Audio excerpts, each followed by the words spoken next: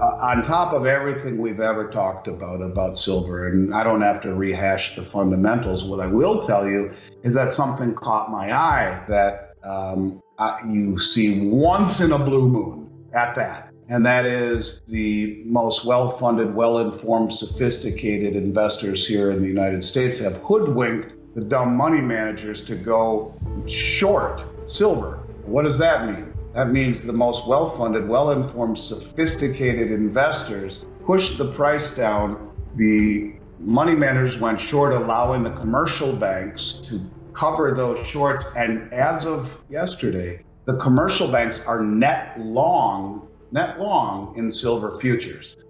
They're positioned to watch the price really rise. And last time I looked, a week ago Friday, there were still 95,000 September contracts still open.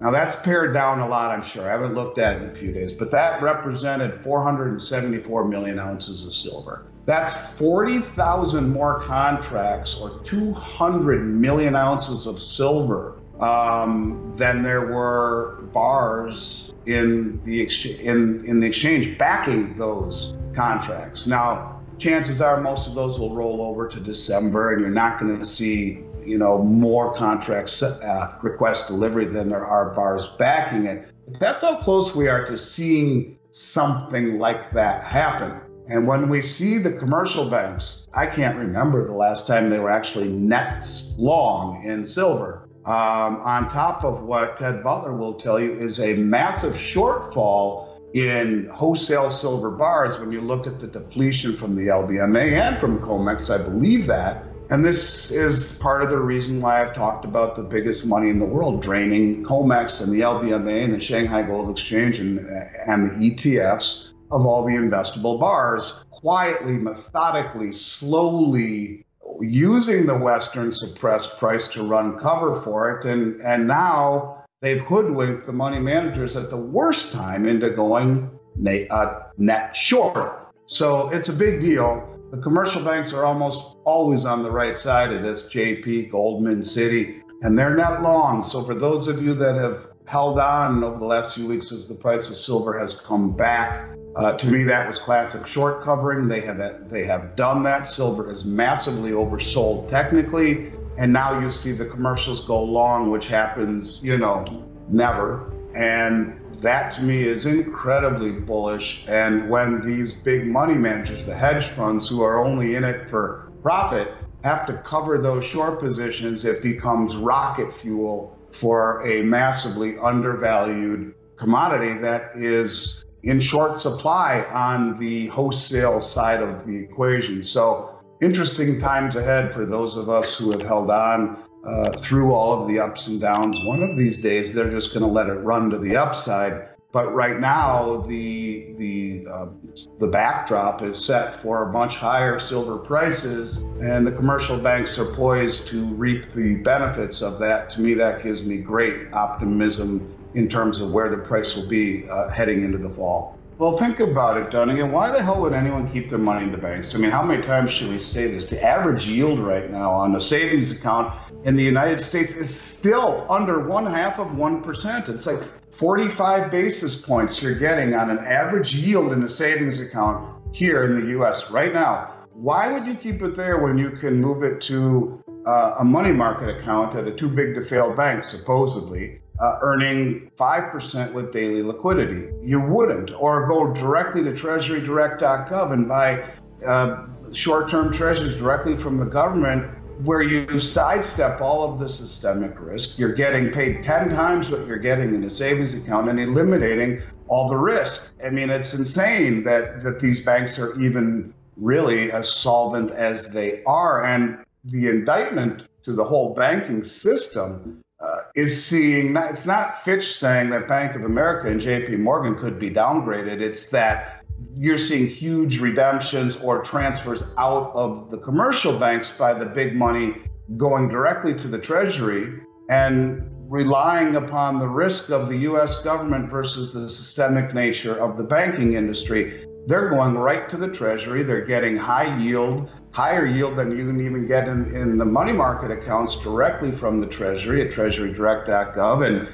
And in doing so, they are eliminating the risk of the banking sector. Here again, a self-fulfilling prophecy where it continues. The exodus chasing yield is the poison pill to the banks. The more deposits they lose, they get closer and closer to that point where they have to, as you say, sell their toxic assets, which put Silicon Valley Bank out of business in 36 hours. So, this is a deal that we haven't seen the end of yet. And you and I have said one phrase quite a bit over our last few talks, and that is recency bias or normalcy bias. People are infected with recency bias or normalcy bias, and that's the wrong thing to do, especially when you're 80 plus years old, thinking about playing shuffleboard and golf and retiring on your assets that, have been blown sky high due to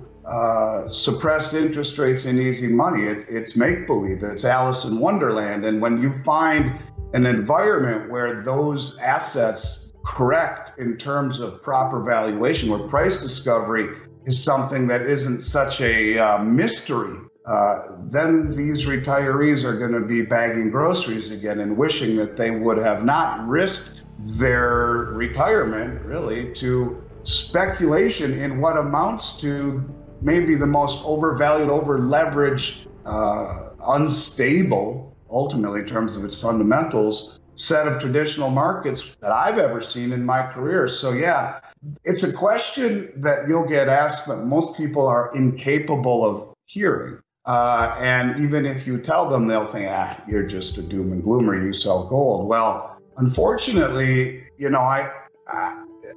people have this opinion that capitalism, being someone who sells gold for a living, and honesty and good intentions have to be mutually, exclusive of one another. And yeah, you can be a great gold salesman, but your intentions are pure and your motivation is sound and logical. And, I would just simply say to you that most people, unfortunately, will not understand what you're saying until they see it with their own eyes. And by then, it's too late. So those who listen to you that reluctantly prepared, you're doing them a favor. And you look at the numbers, you look at the fundamentals, you look at the logic, you look at the history.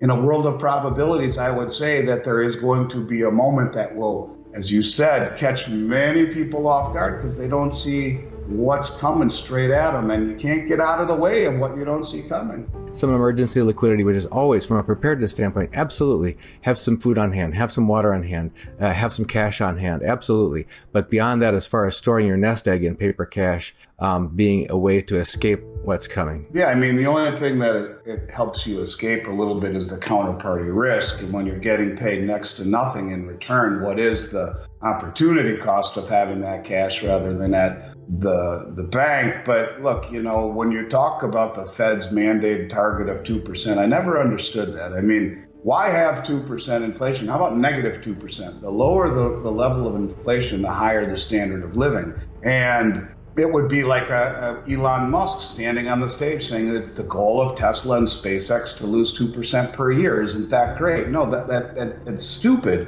But the reality of it is that 2% mandate, they never hit it. And because the metrics by which they gauge that 2%, even when inflation was supposedly 2%, was probably much higher, according to John Williams, because they strip out those things that would betray or shine a light upon their faulty logic and their faulty set of measurements. And so 2% every single year begins to erode considerably. But when you realize that inflation is 2, 3, 4, 5 times that and has been for quite some time, the cash that you keep at home should be used for nothing other than emergencies and or you need cash to go do something. But pulling out $100,000 in cash has its own set of risks. And you look at a country like Australia, who's moving completely cashless. And how far away are we from a situation like that? Certainly with Fed now being introduced and ultimately a CBDC and talks of a cashless society, central bank digital currency, certainly we're beginning to see cash used less and less and less and less. I don't know that that's really the option.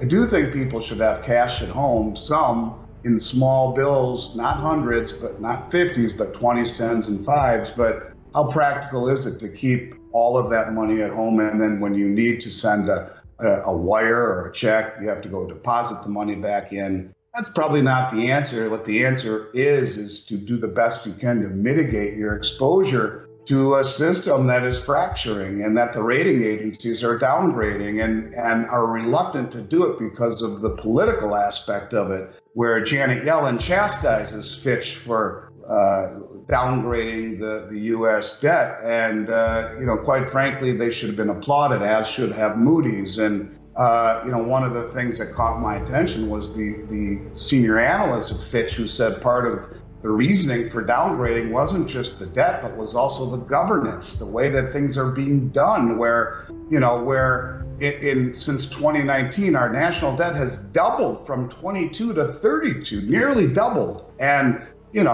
that's 50% greater from that period of time, 22 to 32, pretty damn close. And so you're talking about a situation that is becoming rapidly unattainable. And the byproduct of this will be the banks that get caught in the storm or in this cascade of higher interest rates and the consequences we find associated with that. But don't think that the pension funds and the insurance companies are immune to this. Where do they invest their money? On these sets of criteria where, everything has been thrown upside down. There's nearly a 1.8 or $9 trillion pension shortfall in this country. So look, this is not a situation where people should just rest on their laurels thinking that it's always been okay and this time it will be too. Maybe it will. Maybe they're able to pull a rabbit out of the collective hat. But for my money, no, I think it's time for critical thinking and